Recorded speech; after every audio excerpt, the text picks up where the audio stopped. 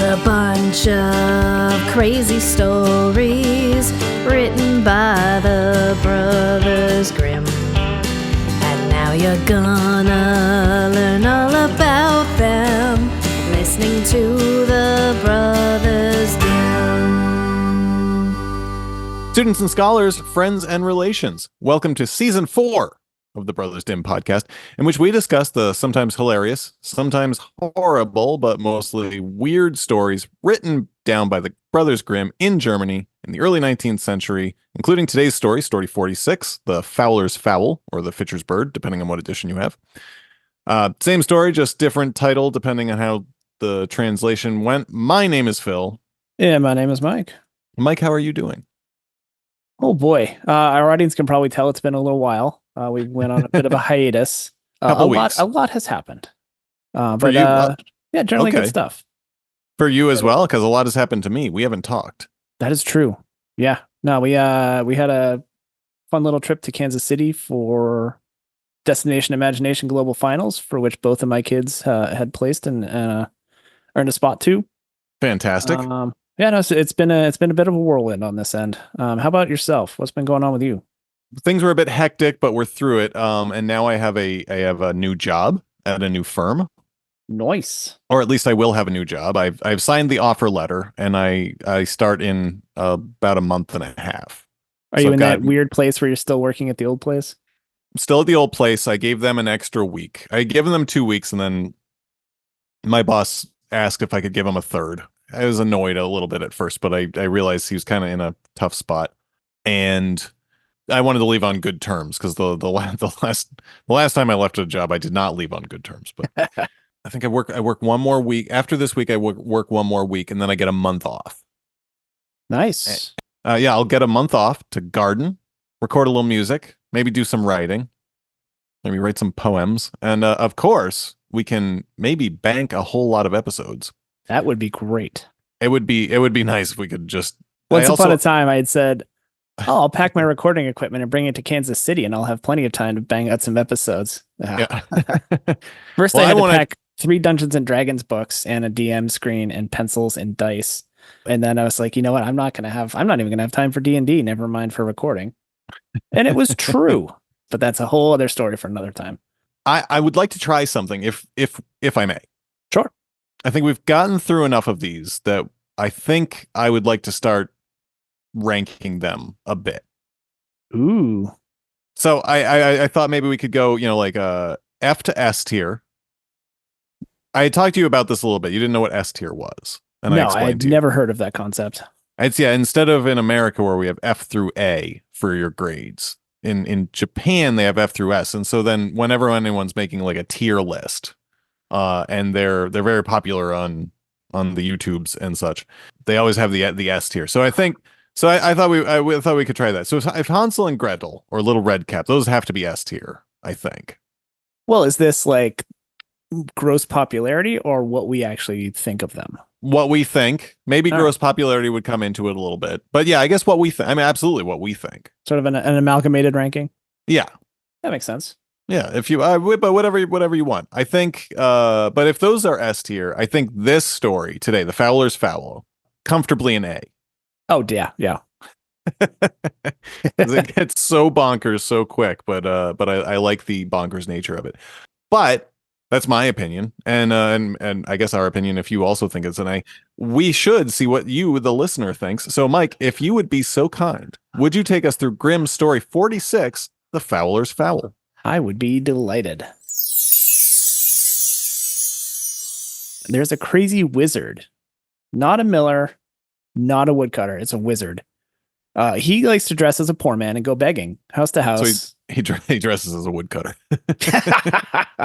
He dresses as a poor man and goes begging house to house with a big basket on his back. When he comes across a young girl helping him, he kidnaps her by simply touching her to make her climb into the basket. Some sort of dark magic. He arrives at the house of 3 pretty daughters. The eldest comes to the door with a piece of bread, and when he touches her, she's forced to climb into the basket and be carried away. He brings her to his house and says he can make her happy, gives her anything her heart desires, so on and so forth. We don't really hear from her, but it's assumed that she is under duress but not in pain kind of situation. One day he says he must go away for a short time. So he gives her the keys to the house, says she can open any door she likes except for the door locked by the smallest key, which may sound familiar. We can get into that later. Yeah, it does sound familiar. And yes, I have a note or two on that. She is not to go in there on pain of death. He also gives her an egg to carry and care for no particular reason whatsoever, but we'll get into that later. That's a classic home ec. Yeah. Great. Take care of this egg for a week. Great misfortune would arise if she were to lose it. So after he leaves, she explores the house up and down, finds treasures of all kinds. It's wonderful. Her curiosity cannot prevent her from opening the forbidden door, though. She finally opens it and finds a bloodbath. This is probably the goriest we've seen in Grimm so far. There are bodies all hewn to pieces, blood everywhere. She's so startled, she drops the egg in the basin full of blood. It doesn't break, but after washing the blood off of it very furiously, the blood simply reappears. Some sort of magical curse kind of thing. She flees the room in terror. Soon enough, the wizard arrives home, asks for the keys and the egg. He sees the blood on the egg, knows that she's found his terrible secret, and condemns her to the same fate. He drags her to the room by her hair, chops off her head, and then cuts her up into pieces. He then finds himself without a woman, so he returns to that house and repeats the same gambit, this time capturing the middle daughter. Same thing happens. Leaves her with the keys and the egg. She can't help but look in the forbidden room, blood on the egg, etc., etc. He returns, kills her. Then he goes back to the house and captures the youngest daughter of the three. She is clever, though. When he leaves her with the keys and the egg, she carefully puts the egg away to protect it instead of carrying it around like a 8th grade student. Smart. Yeah. She looks in the room, sure enough, and finds the pieces of her sisters and all these other women. For reasons I can't explain, she takes the pieces of her sisters and lays them out in order.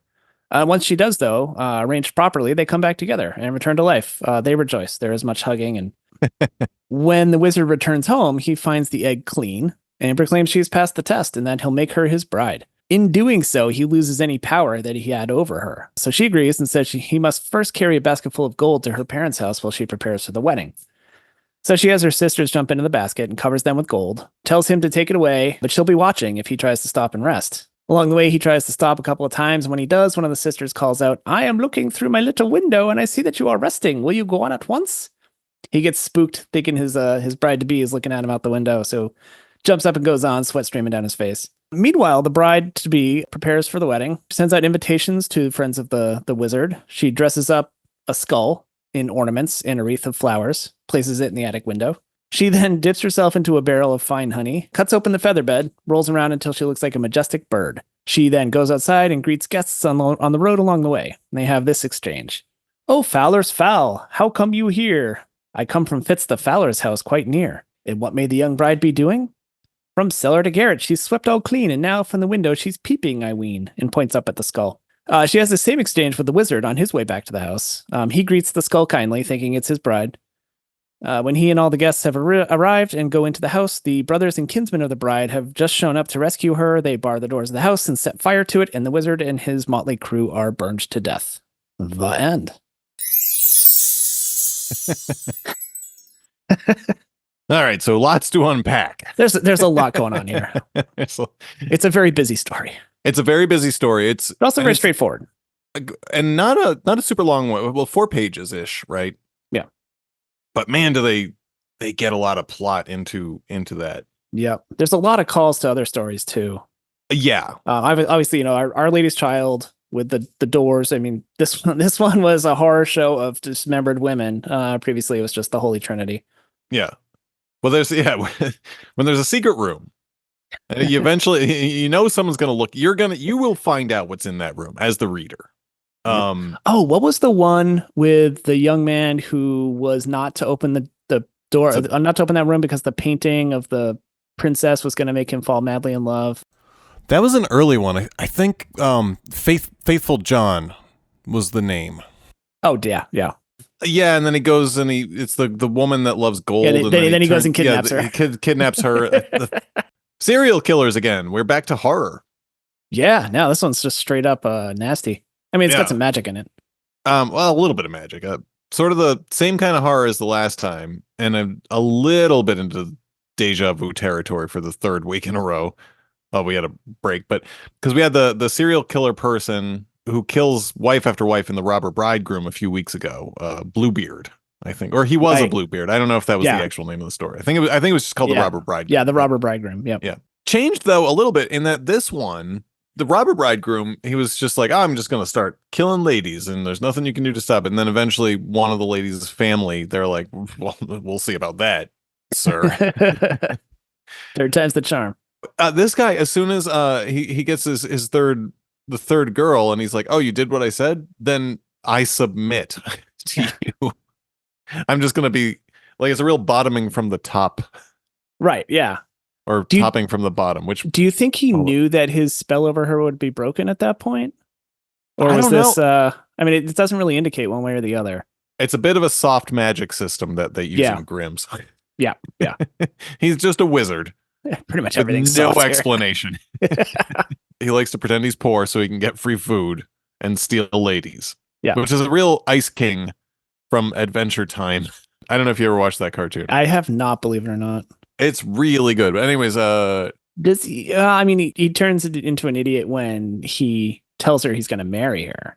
Yeah. But I mean, it's basically. Then he's just like, oh, you want me to carry this basket? And so, yeah, sure. And don't take a single break. Don't rest once. Okay. And it's like, well, this is awfully heavy. Well, it's full of your gold. Yeah. Well, let's say, fuck you. You do what I say. I'm now we're getting married. So this is on and we're switching things up.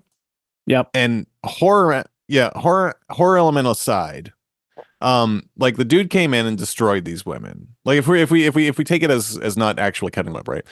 And little sister mostly, but then the whole family as a team removed the threat, which is very sweet. And I've been in abusive relationships before, and you don't realize until later that the abusive person in the relationship is trying very hard to start severing any relationship that isn't them. Yeah.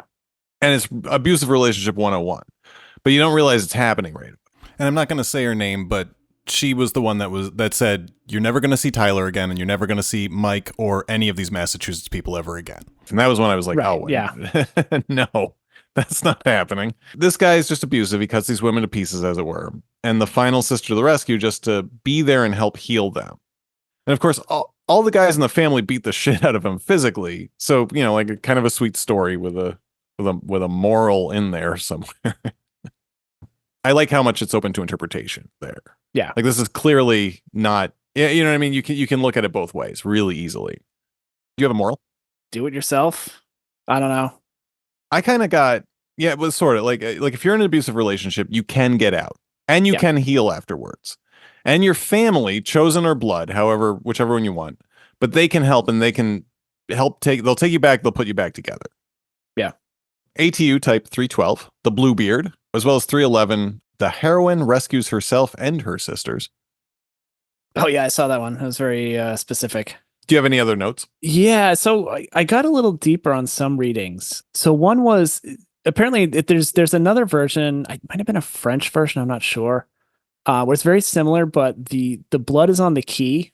Okay. Which I think calls back to Our Lady's Child. I think that there was something on the key that was the giveaway in that as well. But in this case, it's the blood on the key. This analysis was talking about how the key is symbolic of the male phallus, and the blood on it is symbolic of the broken hymen and a symbol of adultery. Oh, shit. No, that's really which good. Is interesting. Yeah, there's servants around, but don't go fucking them. Right, the door isn't really a door, it's a... So yeah, and certainly before they're married, don't go becoming impure before a wedding day. I will know. We'll all know because the sheets will be bloody. That's really interesting. That hymen's mine. I mean, seems to be like, fuck. What was it? Our Lady's Daughter? No. Our Lady's Child. Our Lady's Child was.